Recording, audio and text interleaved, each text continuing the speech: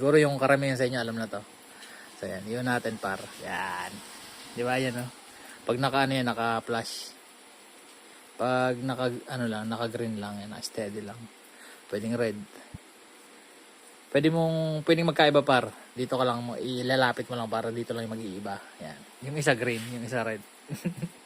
Yung isa yellow, pwede gawin yellow. Yellow. Ayan ba, nag-i-strobe. Pag dalawang pindot, nag-i-strobe. Okay.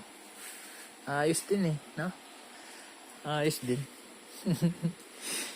Pag paid. Yan, paid.